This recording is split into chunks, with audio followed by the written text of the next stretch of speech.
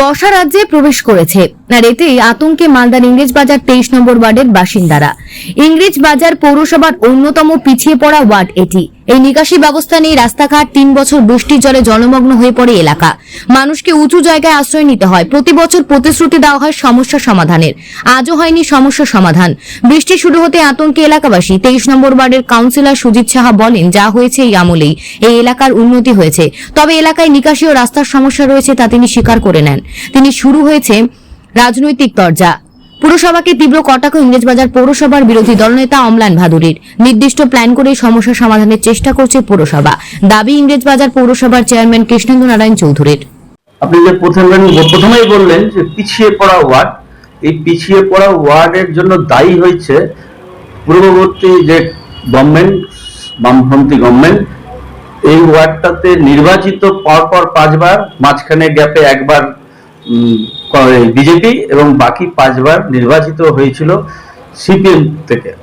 এবং আমার পূর্বে যারা নির্বাচিত হয়েছিল তারা উদাসীন ছিলেন, ওয়ার্ডটা নিয়ে কখনো ভাবেননি, ওয়ার্ডের উন্নয়ন নিয়ে ভাবেননি। তার জন্য ওয়ার্ডটা পিছিয়ে পড়া বলতে হচ্ছে আপনাদের। আপনার অন্তত একটা কথা মনে রাখবেন, আমাদের মাননীয় মুখ্যমন্ত্রী মমতা বন্দ্যোপাধ্যায়ের অধীনস্থ নির্বাচিত বোর্ড এই এলাকায় যা উন্নয়ন হয়েছে আজ অব্দি, এই মাননীয় মুখ্যমন্ত্রীর মমতা ব্যানার্জি সরকারের অধীনস্থ পৌর বোর্ডই কিন্তু করেছে। 16 সালে ওই এলাকায় প্রথম জলের লাইন ঢোকে, তারপরে 17 সালে আমাদেরই বোর্ডের নেতৃত্বাধীন বোর্ডের থেকে ওখানে রাস্তা, প্রধান রাস্তা হয়। এবং তারপরে ওই এলাকায় লাইট হয়েছে, আপনারা দেখেছেন এলাকায় ভালো লাইট হয়েছে, 2টো স্বাস্থ্য কেন্দ্র হয়েছে। এলাকার এখনো অনেক 20-25টা রাস্তা, কাঁচা রাস্তা আছে, আমি অস্বীকার করছি না, কিন্তু বহু রাস্তাও পাকা হয়েছে এই বোর্ডের আমলেই। এবং ওই এলাকার যেটা সব থেকে বড় সমস্যা, সেটা অস্বীকার করার জায়গা নেই, ওইখানে ড্রেনেজ সিস্টেম নেই। আমার ওয়ার্ডটা হচ্ছে পূর্ব দিকে সুভাষপল্লী থেকে ডিজেল সেট পর্যন্ত, আর ওই পাটটা হচ্ছে লাইনের ওই পাটটা পশ্চিম দিকটা। তো ওই দিকটাতে একেবারেই ড্রেনেজ সিস্টেম নেই, হাই ড্রেনও নেই এবং পকেট ড্রেনও নেই কোনো পাড়াতে। 10-12টা পাড়া কোনো জায়গাতেই পকেট ড্রেন নেই। গত বছরই আমরা তো আমার ওয়ার্ডের প্রায় 400 পরিবার প্রায় 2 মাস জলমগ্ন ছিল, কিন্তু আমাদের চেয়ারম্যান এবং আমার উদ্যোগে এবং চেয়ারম্যানের সহযোগিতায় আগের বার আমরা পাম্প করে জল ফিরে দিয়ে পুজোর মধ্যে মানুষকে বাড়িতে ঢোকানোর ব্যবস্থা করতে পেরেছি। এই বছরও আমাকে এলাকার মানুষ বলছে, এলাকার মানুষও আতঙ্কিত আছে, আমিও আতঙ্কিত আছি। আমরা ঊর্ধ্বতন কর্তৃপক্ষকে জানিয়েছি, ডিএমকে জানিয়েছি, চেয়ারম্যানকে জানিয়েছি এবং বিভিন্ন জায়গায় আমরা জানিয়েছি, এবং তারা সকলেই আশ্বাস দিয়েছে।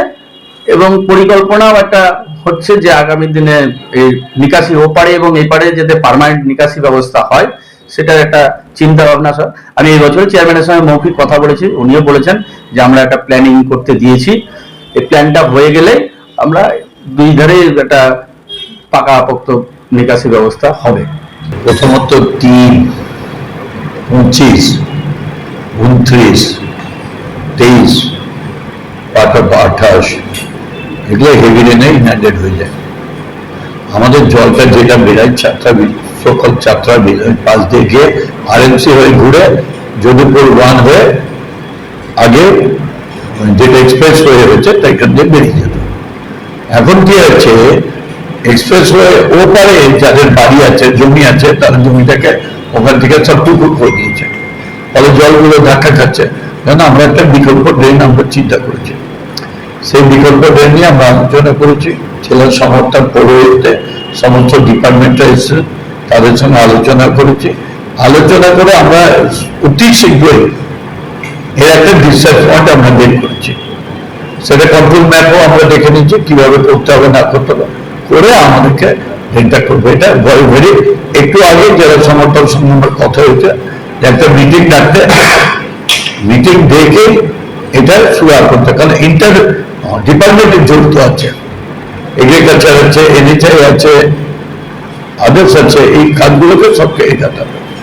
বিষয়টি হচ্ছে সারা বছর পুরো থাকলো, আবার বর্ষা শুরু হলো, ইমার্জেন্সি ভিত্তিতে আবার যে টেম্পোরারি ড্রেনটি গত বছর করার কাজ আরম্ভ হয়েছিল সেটা আবার চালু হয়েছে। এটা আগে করা উচিত ছিল পৌরসভা, তাহলে মানুষের আশঙ্কাটা থাকতো না। আর দ্বিতীয়ত এই ড্রেনটি যে করা হবে বা এই ড্রেন দিয়ে সমস্ত জলটা বেরোবে সেটারও কোনো গ্যারেন্টি নেই, কারণ চাতরা বিল জলের লেভেল উঠে গেছে, চাতরা বিল ভরে গেছে একটা বড় অংশ, স্বাভাবিকভাবে জল বেরোনোর জায়গা নেই মহানন্দা ছাড়া। তো এইটা আমাদের বক্তব্য, যেটা ভারতীয় জনতা পার্টির, এবং আমরা বিএসসি মিটিংও বলেছি, এটা ভালো করে পরিকল্পনাটা করা দরকার। কারণ একটা পরিকল্পনা নিয়ে সেখানে টাকা পয়সা নষ্ট হবে, সরকারি টাকা, জনসাধারণের টাকা, সেটা তো ঠিক নয়।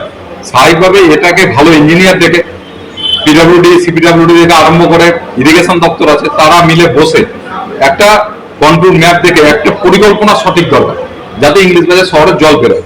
কারণ চাতরা বিল যে ভরা রয়ে গেছে, সেই বিলকে মাটি তুলানো প্রশাসনের পক্ষে আর সম্ভব নয়, কারণ এটাতে প্রশাসনের একটা অংশ যুক্ত আছে, জমি মাফিয়ারও যুক্ত আছে, এটা কোনো মতে সম্ভব হবে না। স্বাভাবিকভাবে জল বের করতে গেলে মহানন্দা ছাড়া কোনো রাস্তা নেই। আর মহানন্দা দিয়ে কিভাবে জল বেরোবে তার জন্য একটা সুশৃঙ্খল সুপরিকল্পিত পরিকল্পনা দরকার, নাহলে ইংলিশ বাজার শহর জল বেরোবে না। এটা পৌরসভা যদি করতে পারে তাহলে এটা সম্ভব হবে, নচেত টাকা পয়সা নষ্ট হবে।